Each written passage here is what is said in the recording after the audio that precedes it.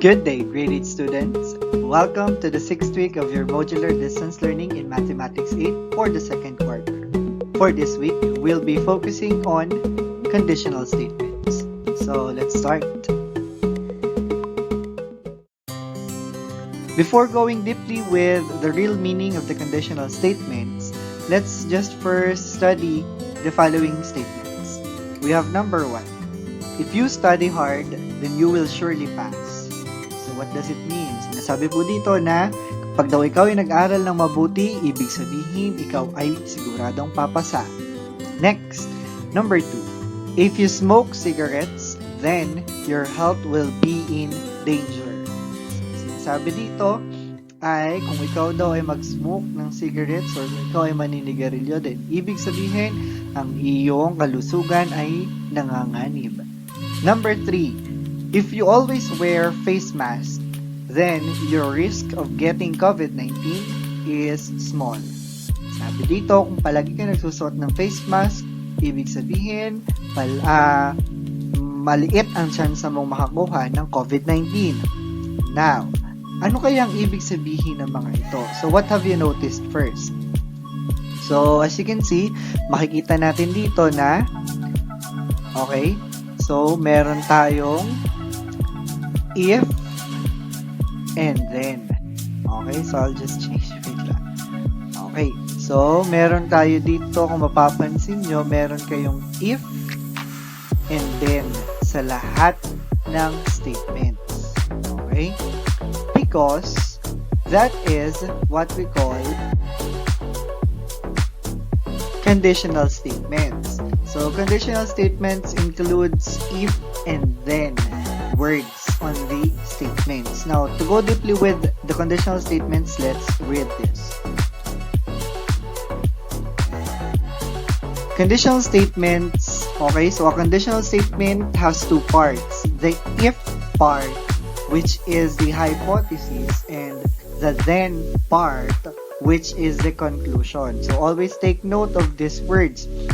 If is for the hypothesis, then is for the conclusion. So, pag sinabi po nating hypothesis, it's the hinuha, it's the hula. Then, conclusion, it's yung katapusan. Ano po, yung pinagtapusan, it's the conclusion. Ano, ito yung natutunan doon sa hula, kumbaga.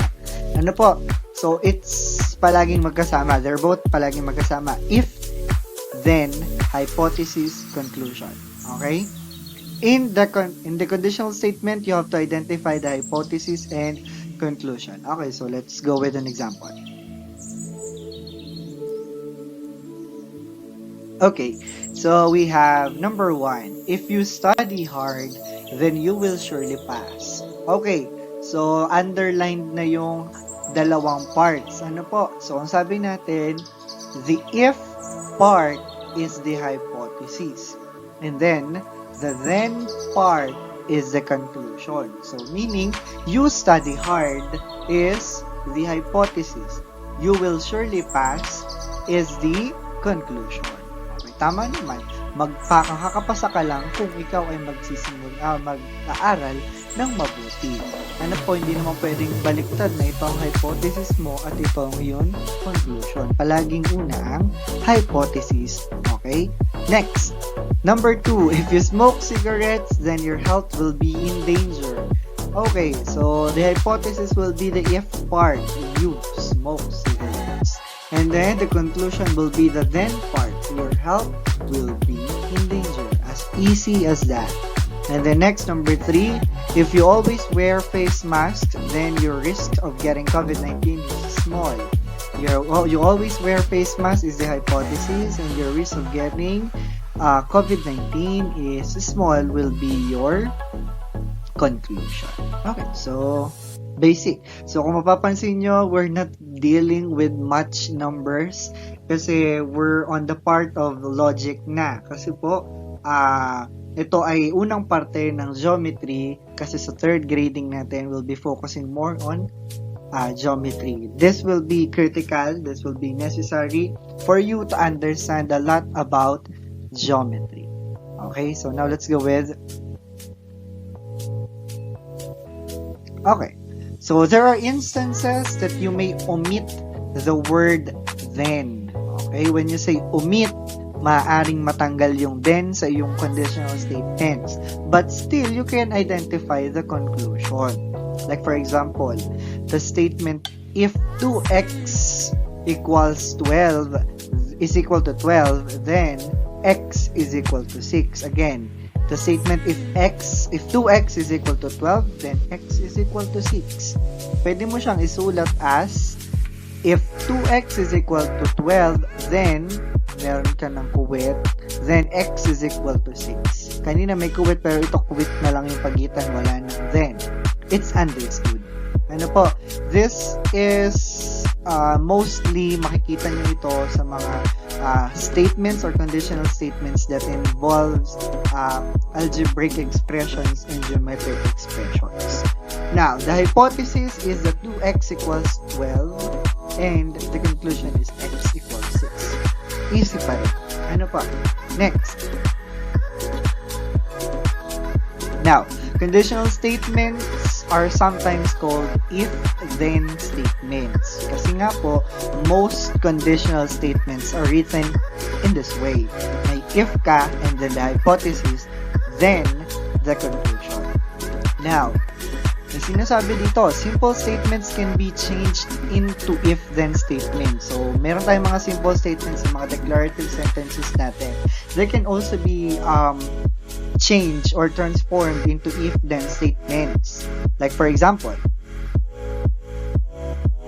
okay, so we have example number 1, 2, and number 3. So we'll change this in, so these are simple statements, and then we'll transform it into their corresponding if-then statements. Okay, so we have number 1, equilateral triangles are triangles with 3 equal sides. Okay, so equilateral triangles are triangles with 3 equal sides. Now, how do we change it with its equivalent if-then statement? This one. So we can say that if a triangle has 3 equal sides, then it is equilateral. Okay, so it says that, sorry, I forget. And so if a triangle has 3 equal sides, then it is equilateral. It has the same meaning pa rin naman. Ano po? So yung pagka daw yung triangle ay tatlo ang equal na sides, then it's equilateral. So kagaya lamang din dito sa statement na ito. Next, we have the simple statement, Filipinos are Asian. Filipinos are Asian. So how do we transform it? We have, if you are a Filipino, then you are an Asian. Yes, that is true naman. Ano po? Filipinos are Asian. If you're a Filipino, then you are an Asian. Parehas lang. Next. Number 3. Batangas is located in Calabarzon region. So the conditional statement for that will be, if you are from Batangas, then you are from Calabarzon region, which has the same meaning with statement number 3. Or you can just say, if you are located in Batangas, then you are located in Calabarzon region. It's the same. Okay? Now let's go with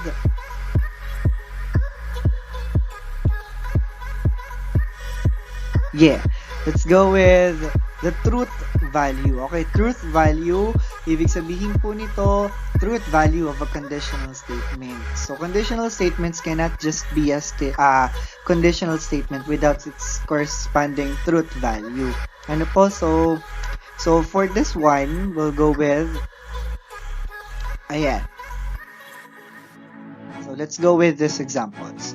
So, we have, or we're just going to test the truth value of each number.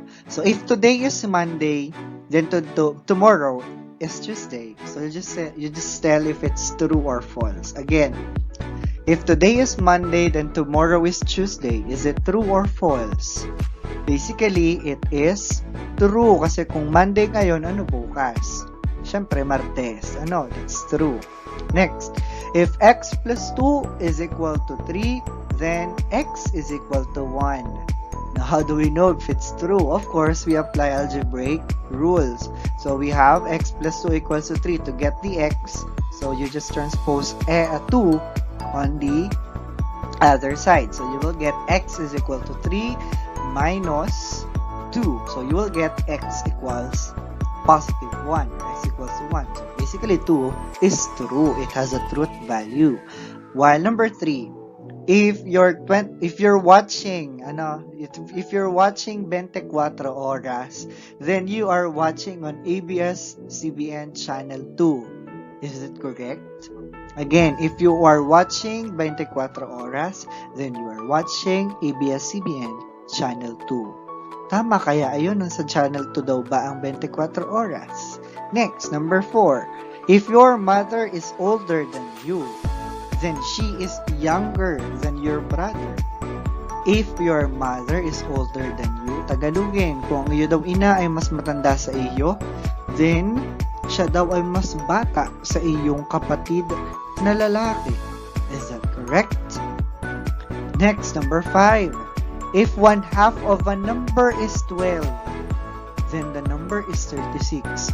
Kung ang kalahati daw po ng isang number ay 12, ibig sabihin daw nito na ang number na tinutukoy ay yung 36. Totoo ba na ang kalahati ng 36 ay 12? Now, we'll see with these explanations.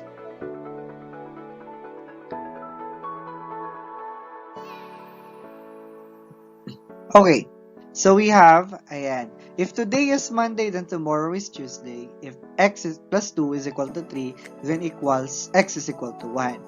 These are true conditional statements. Okay, so ibig sabihin, 1 and 2 are both correct statements or true conditional statements, meaning they both have truth values because the hypothesis and the conclusion are both true. Or ibig sabihin lamang nito na yung conclusion mo ay nagfa-follow sa kung ano yung binanggit mong hypothesis. So, as you can see, I'm a bit philosophical with this one kasi ito, kalimitan, itong logic, mathematical logic ay ginagamit sa mga debate. Ano po, so, kapag ang iyong mga pangangatwiran ay salasalabid, okay, inaaral yan dito sa math. Kapag ang pangangatwiran mo ay salasalabid, hindi kutugma ang mga statements na sinasabi mo sa iyong pagsisinungaling, ibig sabihin tama na ikaw ay nagsisinungaling. Parang ganun din dito. Kung hindi tugma ang conclusion mo sa iyong hypothesis, ibig sabihin walang truth value ang iyong conditional statement. But with this one, yes, these two statements has truth value kasi yung conclusions nila ay tugma sa kanilang hypothesis. Now, let's go with this one. Number 3, number 4, and number 5. So, tingnan natin kung tugma-tugma ba ang mga statements mo. Sinabi mo na kung ikaw ay nanonood ng 24 oras, ibig sabihin nanonood ka sa ABS-CBN. Ito ba ay totoo? Hindi po. Kasi ang 24 oras ay nasa GMA. Ano ang ABS? TV Patrol. Ano? Next, number 4. If your mother is older than you, then she is younger than your brother. Kung ang iyo daw ina ay mas matanda sa iyo, tama ba na siya ay mas bata sa iyong kapatid? Hindi. Next. If 1/2 of a number, kung ang kalahati ng isang numero ay 12, ang number ba na ito ay 36? False, kasi hindi 12 ang kalahati ng 36.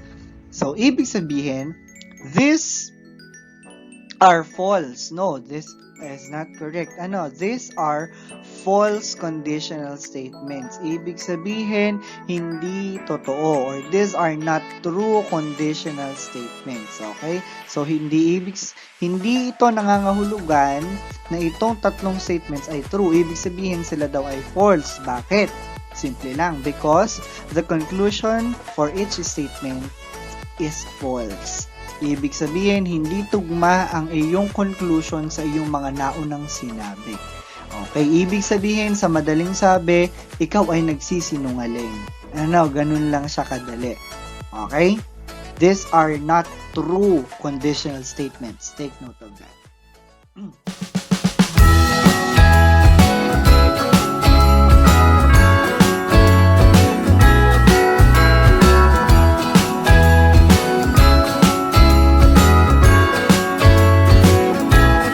Jingle bells ringing in my ear. Jingle bell, a sound that's oh so dear. Frosty the snowman is all around town. Watch out for reindeers are falling down. We stay up waiting for Santa tonight. He climbs down the chimney at the speed of light, while we're dancing around the Christmas tree, hugging and kissing just you and me. Carolers are singing outside our door, lovely songs we all heard before, as they